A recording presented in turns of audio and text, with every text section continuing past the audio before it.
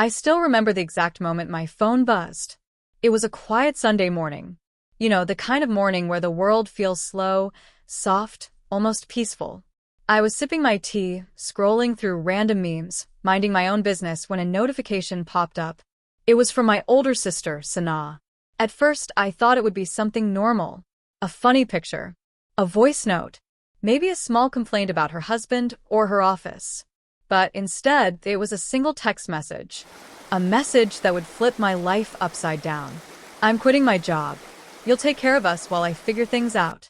I stared at the words, blinking, confused, waiting for the punchline, the LOL at the end. Something, anything. But no, that was it. Plain, direct, cold. I typed back. What do you mean us?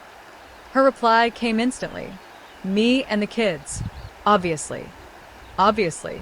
Like I was supposed to already know she was about to dump her entire life on me.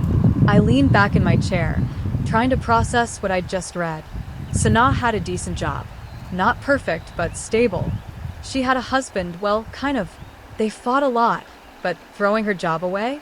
Expecting me to take care of her and her children financially without even asking?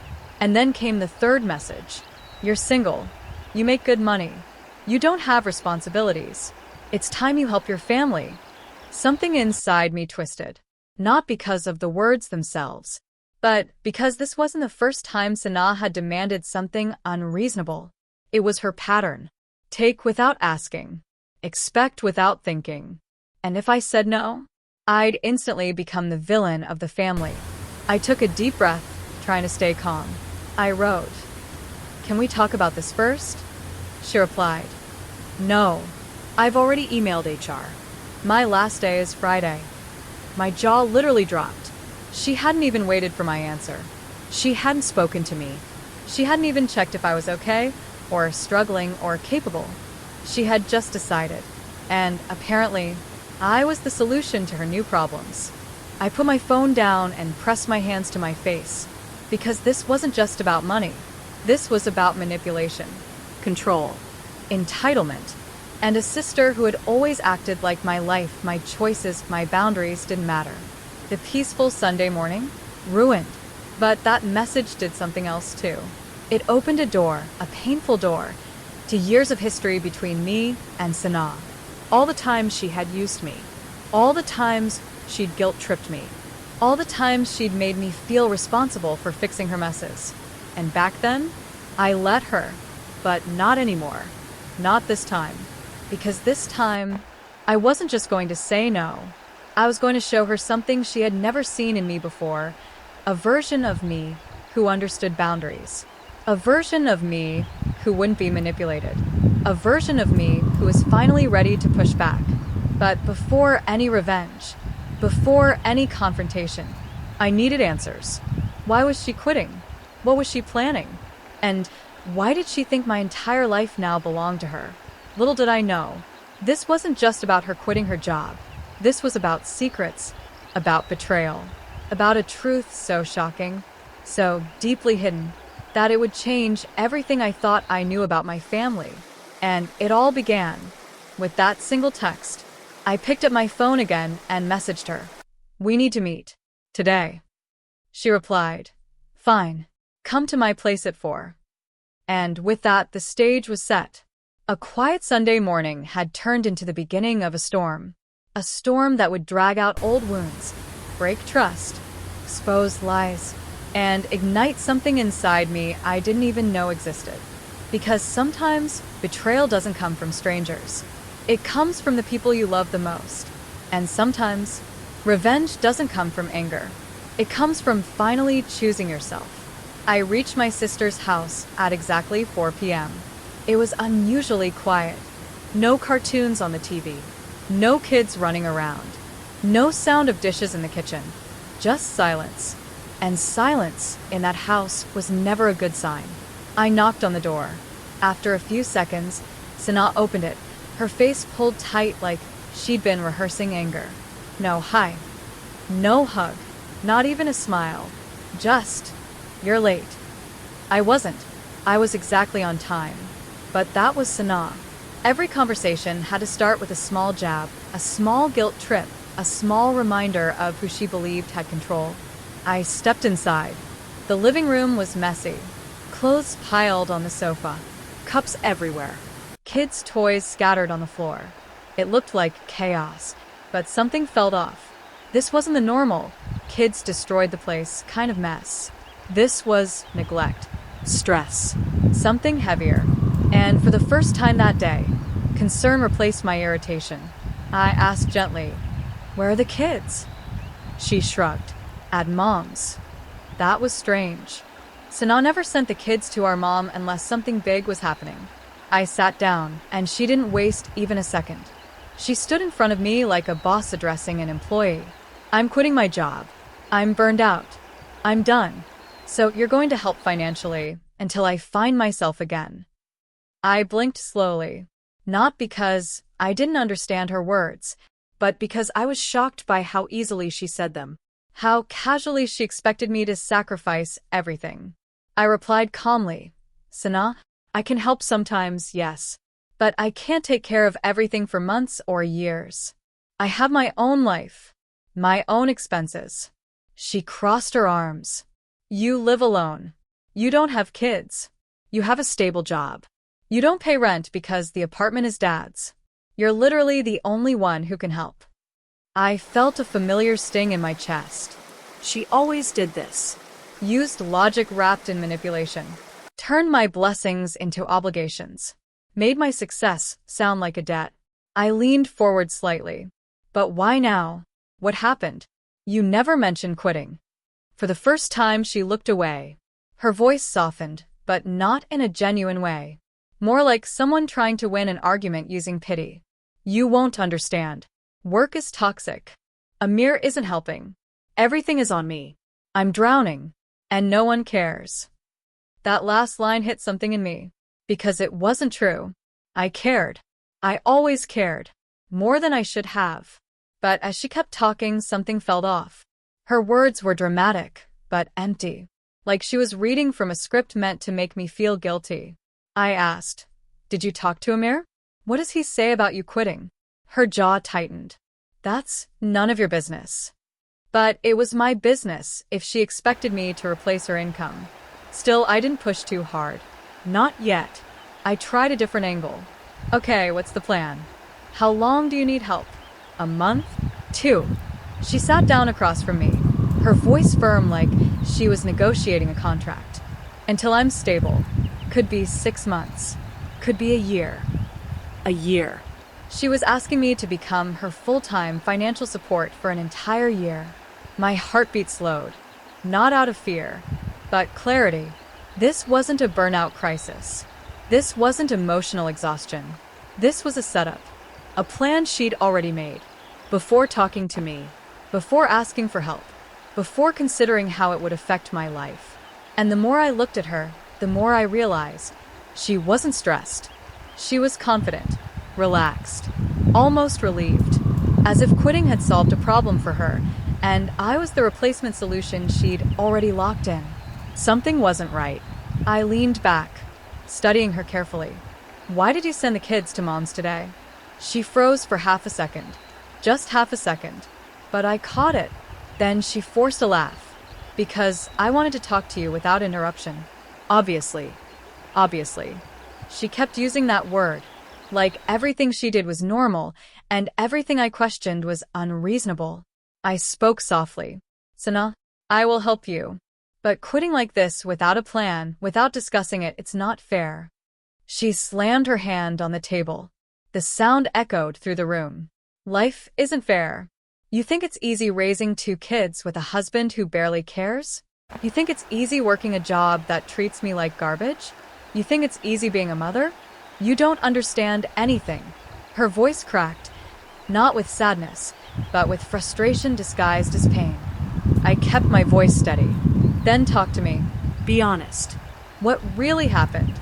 She opened her mouth and stopped. Her eyes flickered. Her lips pressed into a thin line. Then she snapped, "I don't owe you my life story." I nodded slowly, because her reaction told me everything. She was hiding something. Something bigger than burnout. Something deeper than job stress. Something she didn't want me to know. And that was the moment, the exact moment, when my frustration turned into suspicion. Not anger, not resentment, but curiosity. Dangerous curiosity. Because when someone lies, they slip.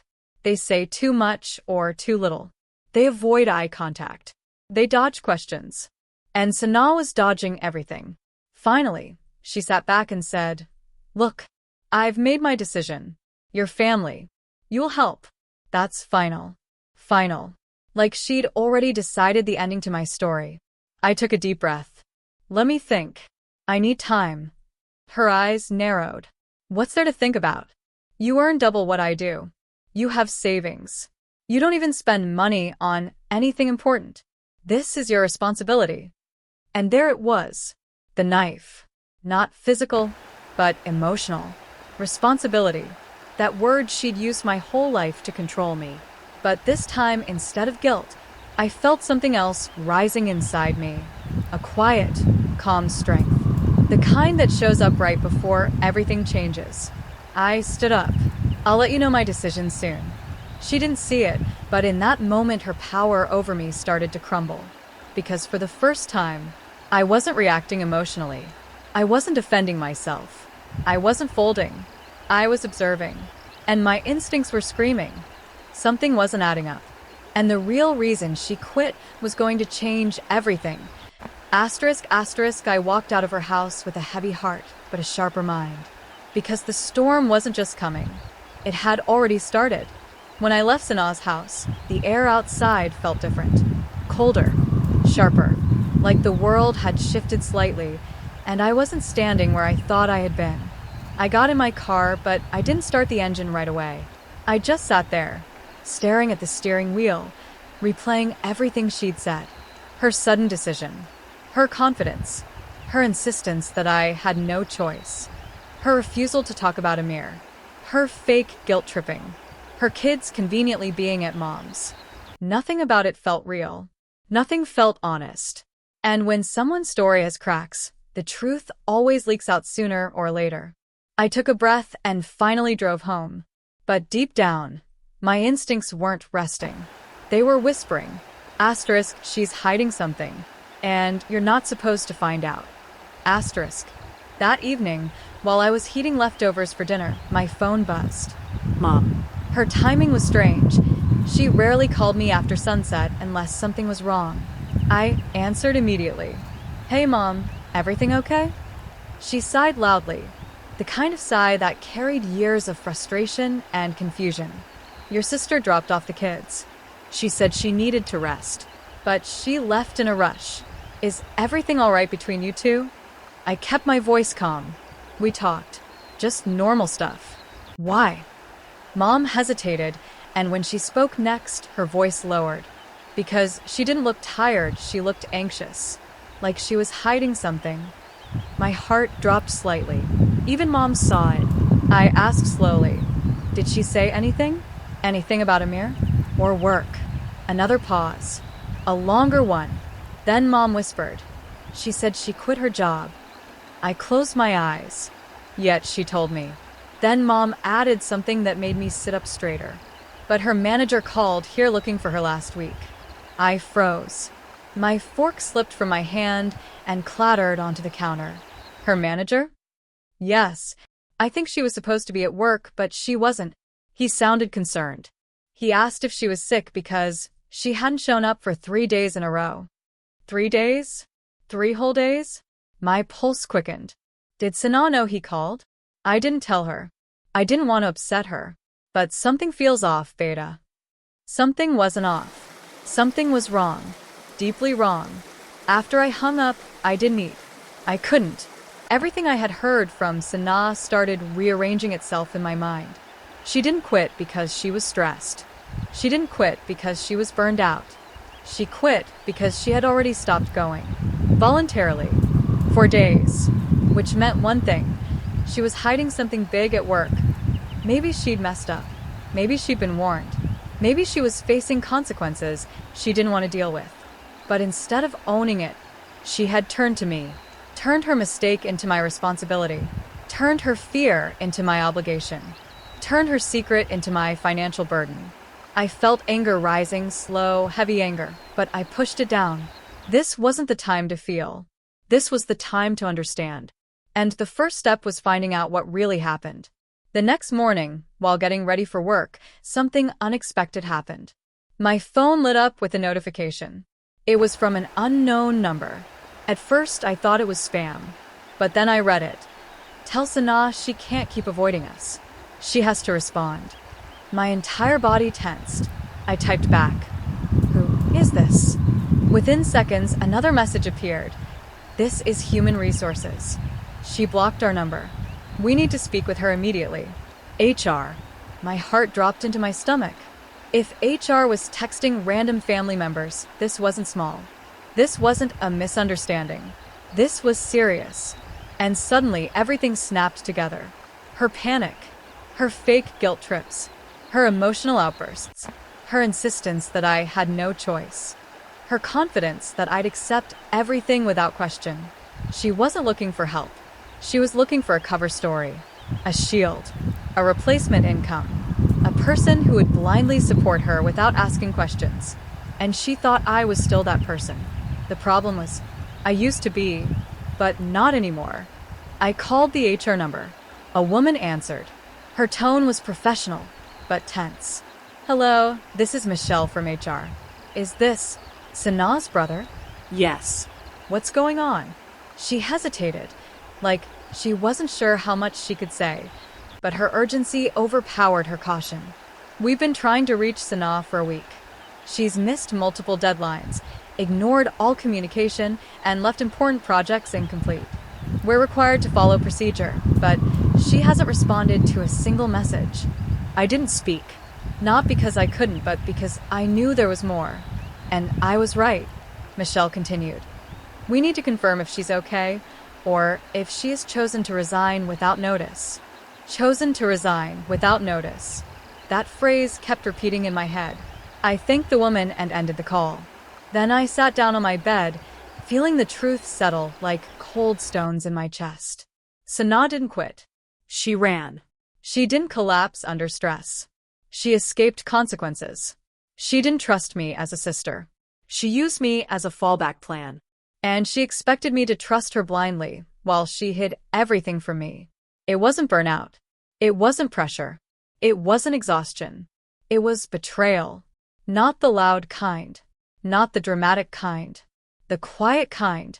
The kind wrapped in emotional manipulation and family guilt. The kind that eats trust slowly, silently, without leaving visible scars. I sat there for a long moment, breathing slowly, letting the truth settle. Then I whispered to myself, she lied to me, on purpose. Not by accident, not out of panic, not because she was scared, but because she needed me to take responsibility for something she caused. And in that moment, my anger didn't explode. It sharpened, burned clean, turned into clarity.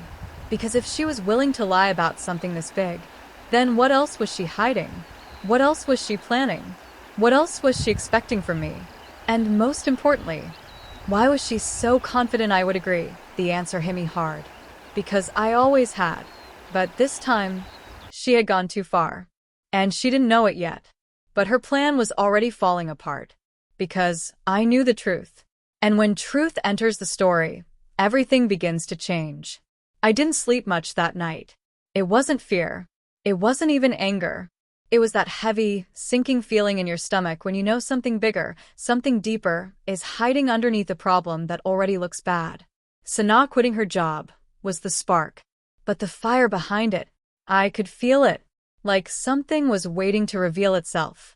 By morning, I had made coffee 3 times, walked in circles around my apartment, and checked my phone more times than I could count. No messages from Sana. No updates.